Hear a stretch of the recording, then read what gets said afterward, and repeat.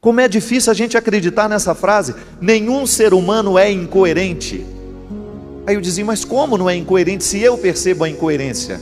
Aí ela dizia: você percebe porque você analisa o outro a partir das suas escolhas. Aí eu compreendi uma coisa interessante que ela me ensinou: cada ser humano está agindo de acordo com uma história que teve. Cada ser humano está agindo de acordo com um contexto de escolhas que pôde fazer ao longo da sua vida. E é verdade, minha gente. Nós somos a reação de escolhas que nós fomos fazendo ao longo da nossa vida. Um dia nós precisamos aprender a escolher. Mas quem foi que nos ensinou a escolher? O que foi que o outro nos ensinou a escolher? Qual foi o poder que o outro teve de nos fazer escolher o que é melhor? Aí a gente foi criando uma história particular, pessoal, que nos leva a alguns processos estranhos, que o outro reconhece como incoerência. E aqui vem uma palavra, e nisso é bonito, minha gente. Não importa qual seja o contexto das escolhas que você viveu, não importa qual seja o contexto das suas incoerências, todos nós caímos neste texto da mesma forma. Todos nós somos convidados hoje a viver e a pensar as escolhas que nós fazemos à luz da palavra sagrada, porque nela não há incoerência. E a conversão é isso. É você descobrir o seu processo, é você descobrir o que as suas escolhas fizeram com você, o que os outros escolheram por você, aquilo que foi transformado, o ser humano que você se transformou, e você não desanimar disso. Você tomar consciência e dizer: tudo bem, se Deus hoje me convida a escolher diferente, se Deus hoje convida a consertar uma história passada, eu estou disposto. Para isso nós temos a misericórdia de Deus, que vai nos resgatar, que vai nos salvar, que vai nos ajudar a viver o processo dessas escolhas. Diante de ti ponho a vida e ponho a morte, mas tens que saber escolher. A música do Padre Zezinho, né? Se escolhes matar, também morrerás. Se deixas viver, também viverás. Então vive e deixa viver.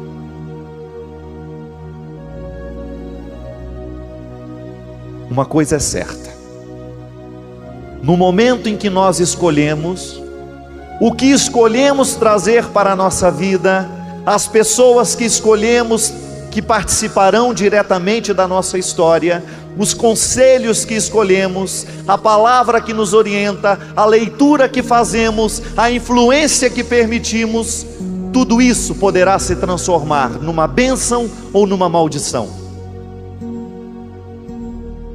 Aquilo que você é hoje, aquilo que eu sou hoje, é o resultado de uma série de escolhas que foram acontecendo ao longo da nossa história. Volto a dizer, em alguns momentos você não tinha condições de escolher sozinho, alguém escolheu por você. São os traumas, né? Quantas vezes nós precisamos ir para os consultórios psiquiátricos, curar os nossos traumas. O que é o trauma? Uma escolha infeliz. O resultado muitas vezes de um acontecimento trágico, infeliz. Alguém escolheu tratar você de um jeito errado, traumatizou seu coração. Quantos traumas nós temos, minha gente? Faltou consciência para aquele que estava vivendo do nosso lado? Sim. Talvez ele tivesse sido tratado do mesmo jeito. Eu já contei essa história. Eu me recordo que lá no Paraná eu encontrei uma amiga e tinha uma amizade muito grande com ela. E ela estava assim, a gente estava conversando, e duas das meninas dela começaram a fazer uma confusãozinha ali. E ela, muito irritada, perdeu a paciência imediatamente, que às vezes a gente perde a paciência com 2 segundos, né? Foi lá e deu um puxão de orelha na orelha da menina, que eu pensei que ia rodar ela do outro lado.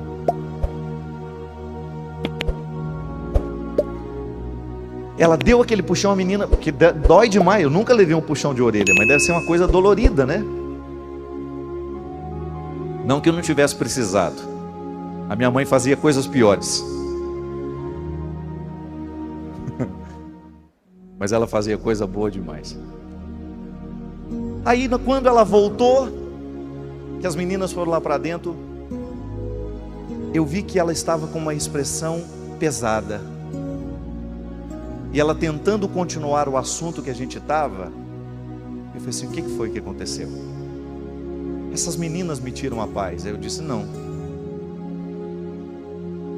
Você não só perdeu a paz, como agora você está pior no momento que você estava com raiva. Ela começou a chorar na hora. Eu não era padre ainda na época. Ela falou: Fábio, eu fiz com ela agora tudo o que eu odiava que a minha mãe fizesse comigo. Eu tinha horror, tinha pavor quando a minha mãe puxava a minha orelha. E hoje eu fiz exatamente igual. Eu fiz do mesmo jeito, da mesma forma que a minha mãe fazia comigo. Está entendendo por que o ser humano não é incoerente, gente? Aí eu compreendo a frase da minha professora. Motivos inconscientes muitas vezes nos levam a agir. Quantas vezes a nossa ação ela não é consciente? Ela está sendo motivada por motivos inconscientes, de realidades que às vezes aconteceram há 10, 20 anos atrás, que traumatizaram você, que não cabiam dentro de você. Eu gosto de dar esse exemplo: o trauma é como se fosse uma realidade que não cabe dentro da criança, é demais para ela. Como outro dia eu chamei a atenção de uma amiga que estava falando dos novos namorados na presença do filho dela. O casamento não deu certo, separou-se, voltou a ser solteira de novo, mas ela esqueceu que os assuntos sentimentais, sexuais, seja lá o que for, não devem ser tratados na frente de um menino de 5 anos.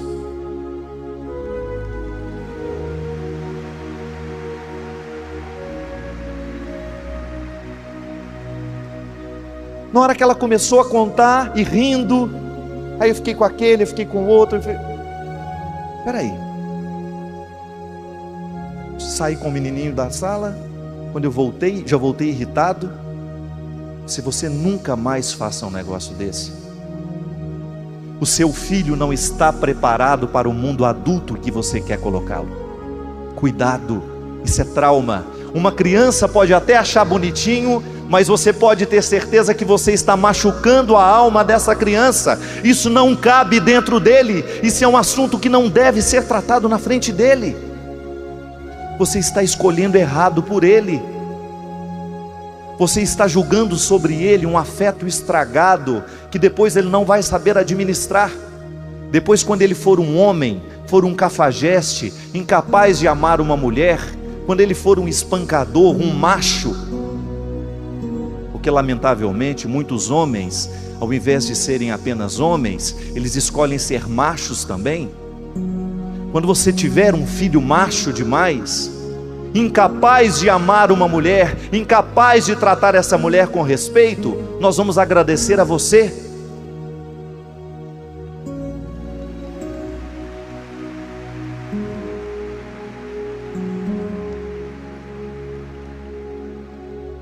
Muitas vezes o que chega para nós, minha gente, é o resultado das escolhas que os outros fizeram.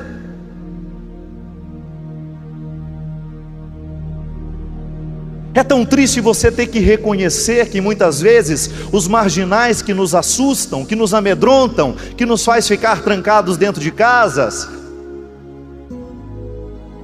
eles não são nada mais, nada menos do que a irresponsabilidade de pais e de mães que não souberam ser presença do jeito certo, com as escolhas corretas.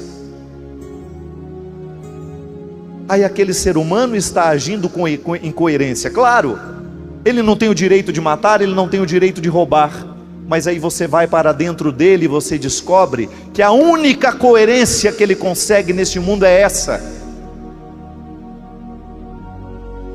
Ele está preparado para ser aquele ser humano que ele está sendo. Ele foi preparado para aquilo. Infelizmente faltou na vida dele uma palavra certeira, um conselho pertinente, um dizer não, isso não pode, isso não deve. Isso não pode ser feito desta forma. Meu filho, esse brinquedo não é seu.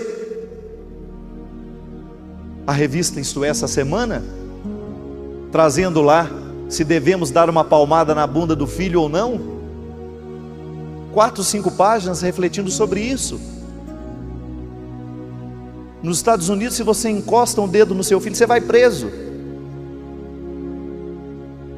Tantos países hoje discutindo como é que nós vamos educar os nossos filhos, se nós podemos bater ou não. Meu Deus, isso é um absurdo, isso é o colapso da humanidade. Ter que virar lei se pode ou se não pode isso ou aquilo, minha gente.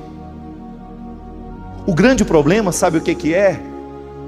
É que nós estamos buscando descobrir um caminho das leis, essas leis normativas que regem o nosso país. Isso pode, isso não pode, se você faz, você vai preso. É porque a gente esqueceu disso daqui. Nós nos esquecemos que a palavra de Deus, quando compreendida e bem interpretada, ela orienta a nossa vida. Que uma família que reza, que uma família que se orienta na palavra de Deus, para ela não importa se tem lei, se tem isso, se tem aquilo. São Paulo já dizia de maneira tão linda, vai ler a carta aos Gálatas, ela é inteira um convite à liberdade. Há alguns estudiosos da Sagrada Escritura que dizem que a carta aos Gálatas é a tradução mais sincera, mais honesta dos ensinamentos de Jesus. Porque lá fala, é o tempo todo, já não estais mais sob o jugo da lei, já não é a regra mais que importa. Se vocês estão domesticados pela regra, pela norma, cuidado! Não saberão ser livres, e se justificarão o tempo todo. Está longe demais, não sabemos chegar lá, não chegou até os nossos ouvidos. Como diz a palavra aqui, o mandamento que hoje eu te ordeno não está diante, não está distante, para que não possa buscar, não está além do mar, para que não possas atravessar e chegar. A palavra, o mandamento que hoje eu te ordeno é muito simples: diante de ti ponho a vida e ponho a morte. Agora escolhe. Eu não poderei escolher por vocês. Não é possível a gente educar alguém, fazer essa pessoa chegar a um contexto de maturidade, se nós não ensinamos a liberdade. Deus nos trata da mesma forma, minha gente. Um país só vai dar certo no momento em que nós internalizarmos que nós somos homens livres, e que dentro deste país eu preciso escolher a vida nas pequenas coisas, eu preciso fazer o meu esforço por escolher Deus nas pequenas coisas, porque senão não é possível fazer este país ser cristão. A religião nos ensina isso.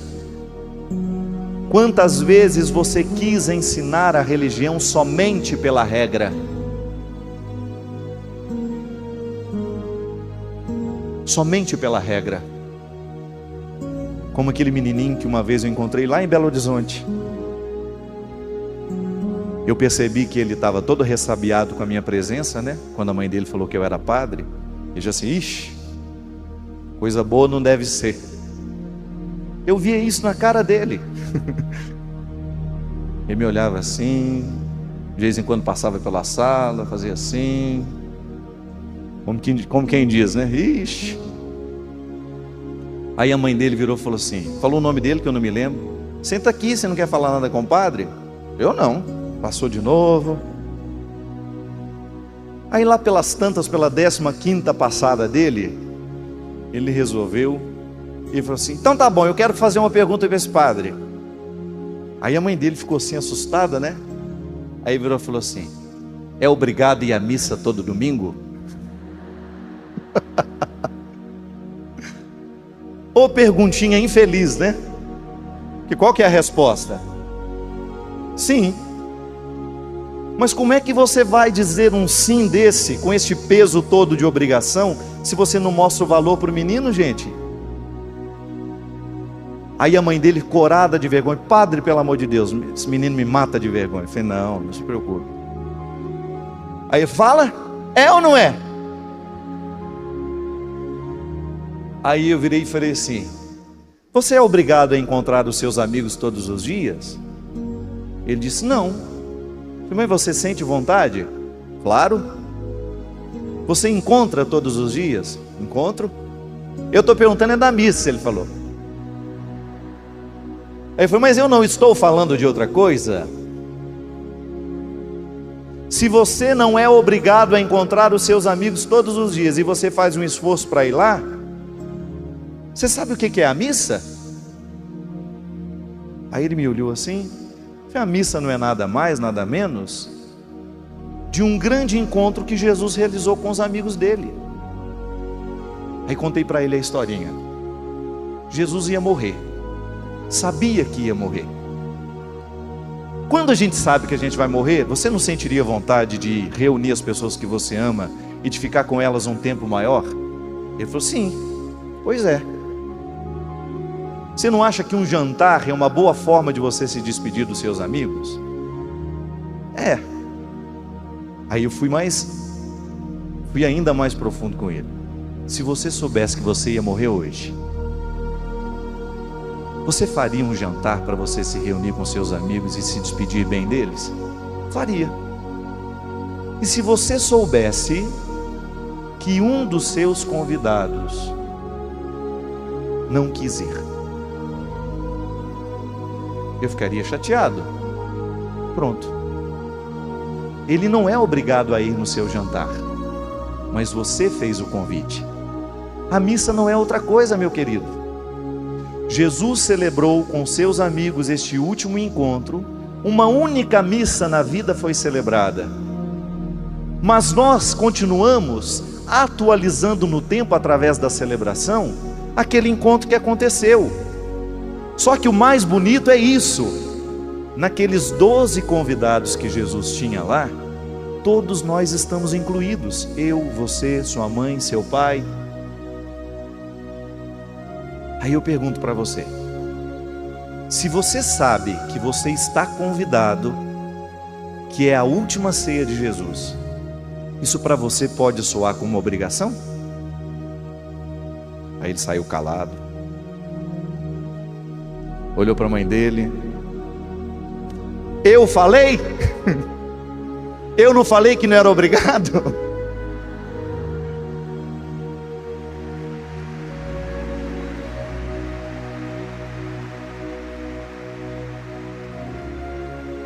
Mas aí é que foi mais o interessante.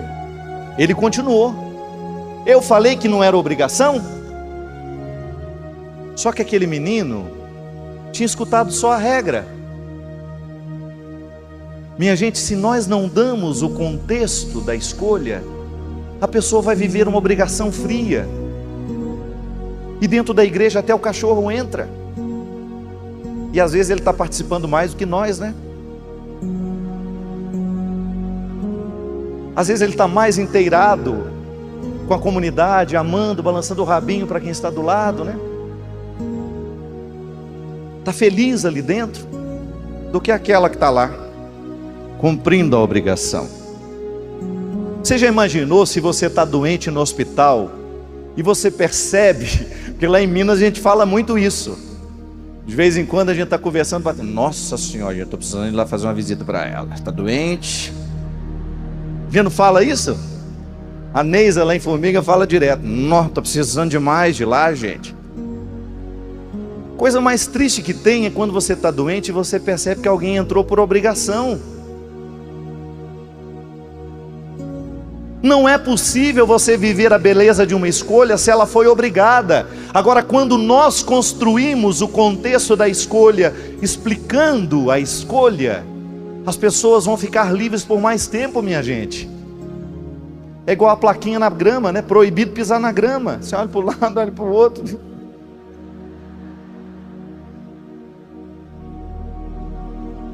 Quantas vezes o país não dá certo, o Brasil não é de Cristo, justamente por causa disso. Nós não somos cidadãos nas pequenas coisas. O que é o princípio da cidadania? É você amar o espaço público como seu.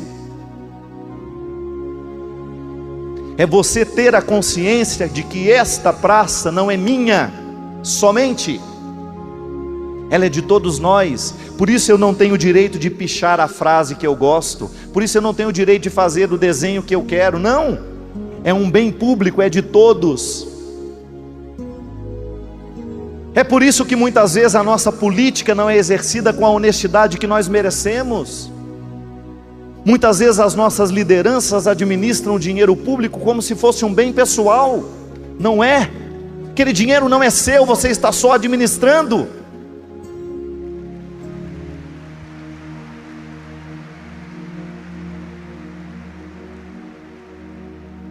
Diante de ti ponham a vida e ponham a morte. Isso tem que valer para todos nós. Tem que valer para nós que somos padres, para você que é médico, para você que é filho, para você que é irmão, para você que é tio, para você que é vereador, deputado, chefe. Ô, gente, essa semana ainda estava comentando isso. Não tem nada pior do que você ser mandado por uma pessoa burra.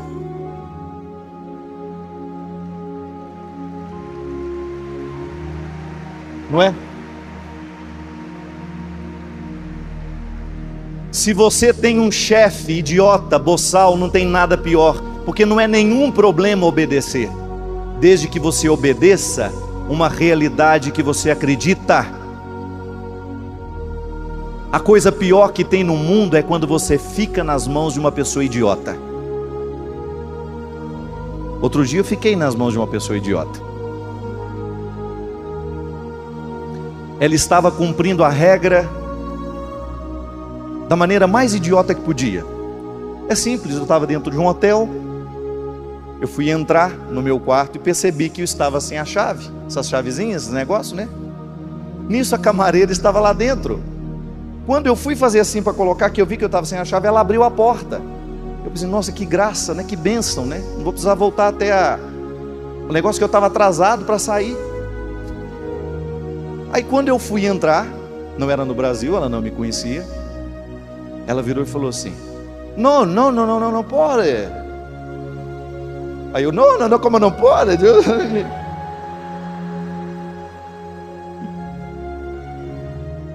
Aí o que aconteceu? As pessoas que estavam comigo não estavam ali, estavam todos me esperando lá embaixo. Gente, aquela mulher me via todos os dias ali, já tinha uma semana que eu estava no lugar. Aí eu disse para ela assim. Aí ela perguntando, onde está tua chave? Minha chave não está cá? Estava... Aí ela virou e falou assim, eu vi que a chave estava aqui dentro. Eu falei, pois é, e eu todo bem-humorado, achando que aquilo ia ser uma situação simples de ser resolvida. Eu falei, não, é tranquilo, eu esqueci aqui. Mas que bom que a senhora... Não, que bom não. Aí eu olhei para ela, eu falei em português, eu não estou acreditando nisso, né? Ela sabe quem sou eu, ela sabe que esse quarto é meu. Aí ela disse assim, é a regra do hotel. Ela falou em inglês e em espanhol tudo misturado, é a regra do hotel. Se o hóspede não está com a chave, ele não pode entrar no quarto. Eu falei, mas minha senhora, a coisa mais simples que tem é a senhora me deixar entrar. Eu pego o meu passaporte que está aqui dentro e mostro para a senhora. Além da senhora já saber que esse quarto é meu, é só eu pegar o meu passaporte está aqui dentro. Gente, ela não deixou. Eu tive que voltar, esperar aquela quase 20 minutos, aquele elevador que demora para chegar no lugar, que o prédio era muito alto. E na hora que eu estava descendo, já irritadíssimo, eu pensei, gente, a coisa pior que existe no mundo é você ficar nas mãos de uma pessoa que não sabe refletir. Quantas vezes acontece isso com você?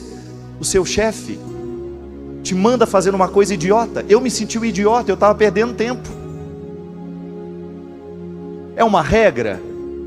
Tudo bem obedecer a regra, desde que você tenha espaço para fazer a regra estar a seu favor.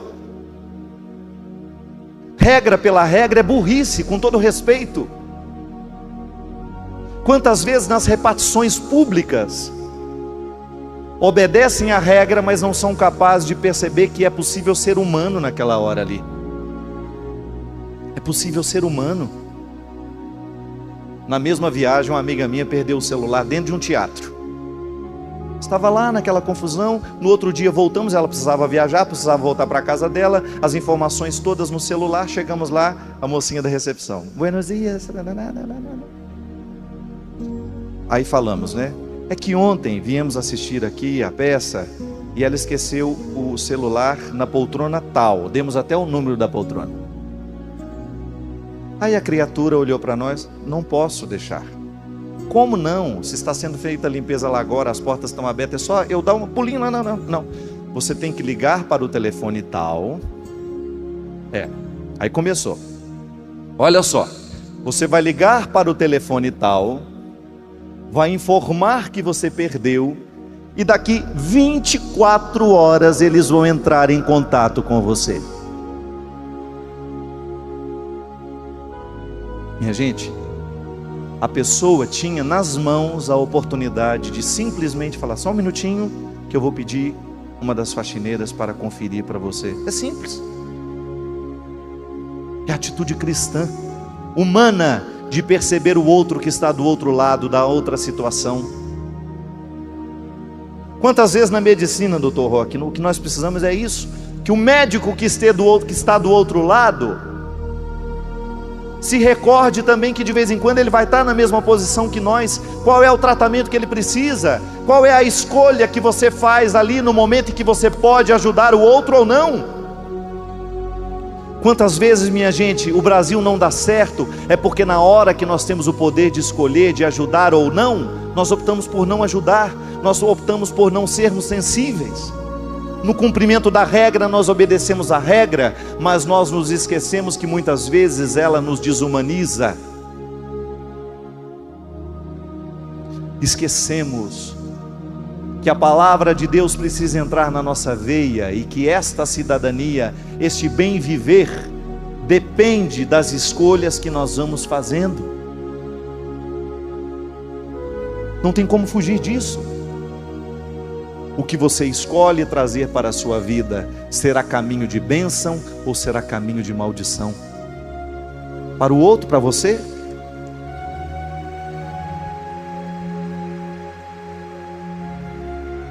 Para o outro, para você? Moralizar este país passa por isso. Em começar a eleger gente de bem para poder decidir por você. Você não tem o poder de fazer as leis do seu município. Você não pode escolher como é que o dinheiro público vai ser administrado lá na sua cidade. Você não pode falar e dizer como é que você quer o dinheiro do seu estado, o dinheiro do seu país, onde é que você quer que gaste os seus impostos. Mas você tem uma cédula de vez em quando na sua mão, que você indica quem vai escolher por você.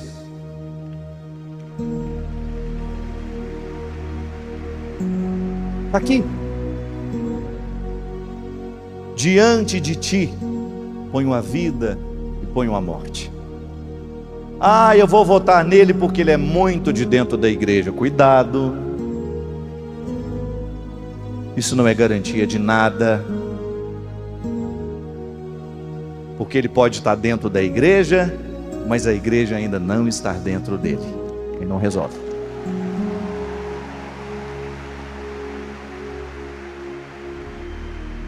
O melhor jeito de você eleger quem vai comandar os recursos que esse país tem, é você prestando atenção no jeito como aquela pessoa vive, na honestidade, na integridade. Você não pode votar de qualquer jeito, você não pode eleger de qualquer jeito. Em tudo, minha gente, você faz eleições o tempo todo na sua vida. Um dia você escolheu aquele marido, prefeito da sua casa. Promessas e mais promessas no tempo da eleição. Sobe no palanque e faz discurso e manda flores. Tempo de campanha.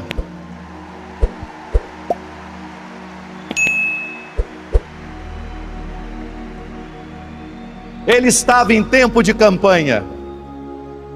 Estava uma beleza de ver. Sempre solícito, sempre disponível e falando assim, né? Aí depois casou, tomou posse da prefeitura, esparramou no sofá e virou aquilo que às vezes a gente conhece.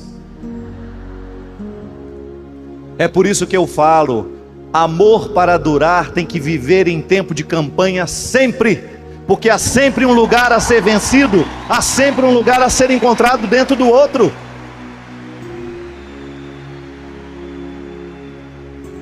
Casamento que não vive o tempo de campanha, né?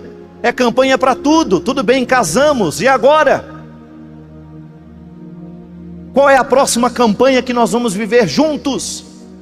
Até um dia está tudo veinho, mas ainda firme, amarrado de arame, né?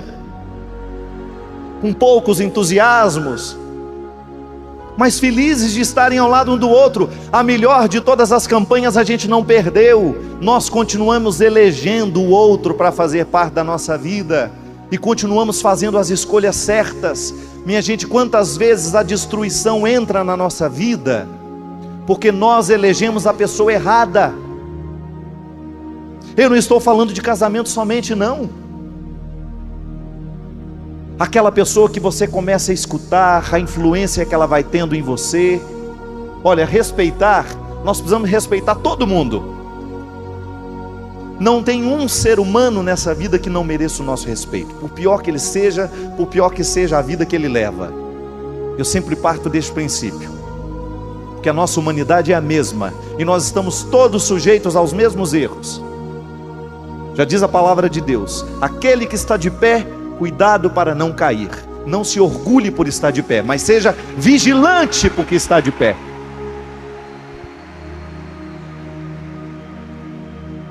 Mas quantas vezes a morte vai entrar na nossa vida por causa das pessoas que a gente começa a escutar?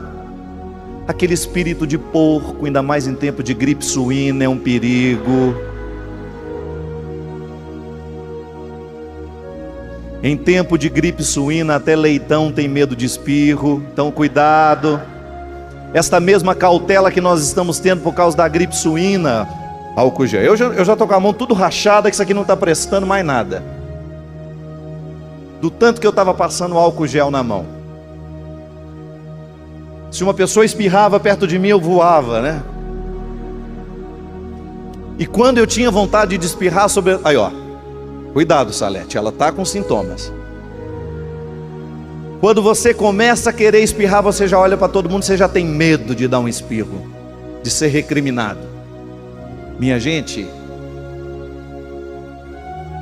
a melhor coisa que aconteceu foi justamente essa consciência que nós tomamos, que nós vamos lavar as mãos, porque vai ao banheiro. Que quando você está lá comendo na mesa, chega aquele outro bonitão que você não sabe de onde veio. Ah, boa noite! Boa noite! Não tem nada que me irrita mais do que eu comendo, uma pessoa querer pegar na minha mão. Eu lavei a mão antes de comer, eu não sei de onde você está vindo, criatura. Ah, melhor você não sabe. Uma vez estou eu dentro de um banheiro, terminando de fazer um xixizinho.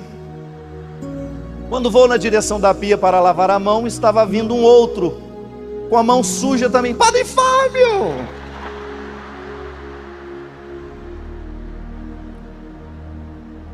E o pior é que a situação dele era um pouquinho mais séria que a minha. Ele estava com a porta fechada, então não sabia o que era. Aí naquela hora, minha gente, eu gelei. Você não sabe o que eu fiz. Eu fingi que meu celular estava tocando, estava no vibra. Oi, tudo bem? Aí fui, né, despistando assim, lavei minha mão, esperei ele lavar dele também. Você pode, padre? O que isso tem a ver com a palavra de Deus? Uma coisinha boba, pequenininha. Só que nós fazemos às vezes a mesma coisa quando pessoas trazem coisas piores para a nossa vida do que bactérias nas mãos. Trazem vícios, destruições, palavras maldosas, agressividades, coisas ruins que vão infectar você com aquilo que há de pior na vida, que é a tristeza, que é a angústia, que é a ansiedade, que é a depressão, que é a tristeza, porque não vejo outro fruto do pecado senão isso na nossa vida. E quantas pessoas são portadoras disso, minha gente, e nós abrimos as portas para elas. Elas entram na nossa vida e não só pegam na nossa mão, como nos contaminam inteiros. Veja aquela grande cantora Whitney Houston nos Estados Unidos. Eu vi lá de perto o sonho que os americanos têm de ver aquela mulher reintegrada na vida. Um talento espetacular, uma mulher fabulosa, uma cantora de primeiríssima linha. E olha o que aquela mulher se transformou, gente. Sabe por quê? Porque um dia alguém se candidatou à prefeitura do seu coração, fez discurso, fez campanha, ganhou a eleição e depois começou a viciá-la em cocaína, heroína. E ela foi aceitando. E não teve outro destino. Diante de ti ponho a vida, diante de ti ponho a morte. Agora vai ter que saber escolher. Da mesma forma como o homem da mão suja, estende a mão. E aí o que você faz? O que é que você escolhe? Ah, padre, é mais fácil pegar e largar para lá. Não. Você, no momento em que alguém estende, que entra na direção da sua vida, você tem que ter consciência o que essa pessoa está trazendo. Ela é portadora de quê? Deus. A nossa salvação, a presença do sagrado depende o tempo todo daquilo que nós escolhemos para nós. Cuidado com aquilo que você elege como realidade de valor na sua vida. Cuidado com as decisões que você toma. Cuidado com as respostas que você dá ao mundo. Cuidado com as respostas que você dá à realidade. Você como pai de família, como mãe de família. Cuidado com aquilo que você elege. Nós como cidadãos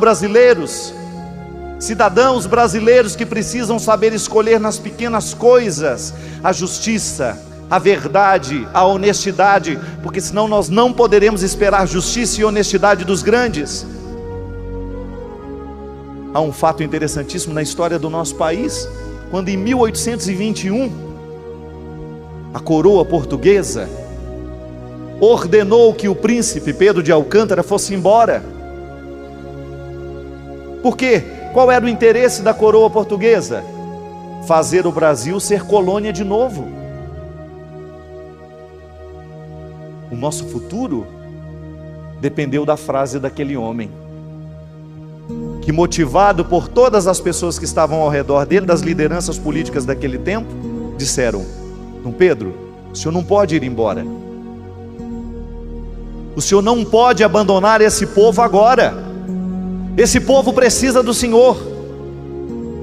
Nós não podemos voltar a ser uma colônia de Portugal. E qual foi a frase de Dom Pedro?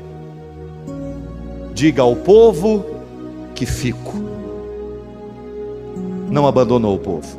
Esteve lá. No dia 9 de fevereiro, que é considerado o dia do fico. Fico. Eu estou aqui. Eu não vou deixar você de lado. Eu vou continuar aqui para proteger, claro, todo o processo histórico que veio depois, a independência. Mas precisou que alguém decidisse. É disso que nós estamos falando, minha gente. Há momentos da nossa vida em que a decisão é tão importante. É ela que vai definir o rumo do que nós vamos tomar. Hoje nós temos campanhas abortistas. Como é que você se posiciona diante de tudo isso? Não podemos absorver e admitir esse relativismo que está tomando conta de nós. Todos nós somos vítimas. Nós não podemos relativizar o valor da vida. Nós não podemos pensar o aborto, talvez em alguma outra situação eu possa... Não! Eu gostaria de fazer aqui uma menção honrosa à postura da cantora Elba Ramalho, que foi convidada para encerrar aquele evento que aconteceu em prol da vida.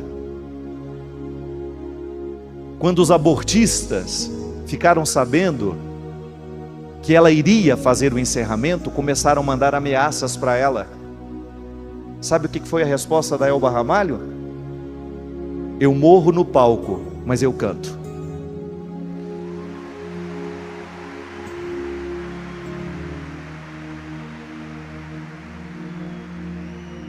Recebi na internet ontem. Eu morro no palco, mas eu vou defender até o final a minha opção. Diante de ti está a vida, está a morte. Ela estava lá. Deus pôde contar com o talento dela. Deus pôde contar com a força artística dela. Deus pôde contar com a resposta positiva dela. E eu fiquei surpreso. É tão comum você encontrar no meio do artista esse relativismo, nos meios artísticos. Ela não. Ainda disse: sou mulher de missa diária. Estarei lá para defender os valores da vida. Estarei lá para defender os valores que eu acredito. É disso que nós precisamos, gente. Gente que se ergue, gente que se posiciona.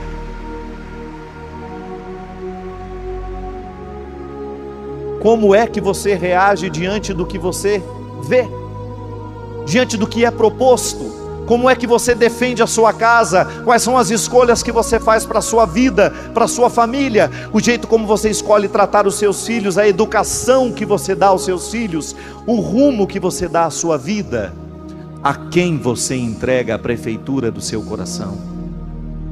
E se nós podemos dizer que o Brasil é cristão porque você é cristão, este país só poderá ser um Brasil para Cristo no dia em que cada um de nós colocar a nossa atenção nessa palavra e a gente decidir e descobrir que a nossa opção passa pelas pequenas coisas. A nossa opção por Deus vai depender das pequenas coisas, e que Deus quer esparramar as suas coisas dentro de nós. Dá um sol maior para mim aí. Há pessoas que você vai e conta para ela uma situação, né? Olha, estou precisando de ajuda, né? Ela olha, eu acho que eu posso. Vou dar uma olhadinha na minha agenda. E nunca mais ela te telefona. Há outras que têm uma capacidade de serem prontas, né? Há algumas que diga ao povo que eu fico. Há outras que dizem, fala para o povo que eu vou pensar. E está pensando. O mundo, a igreja, o reino de Deus, o Brasil, precisa de gente que se levante, que se coloque à disposição de fazer a mudança.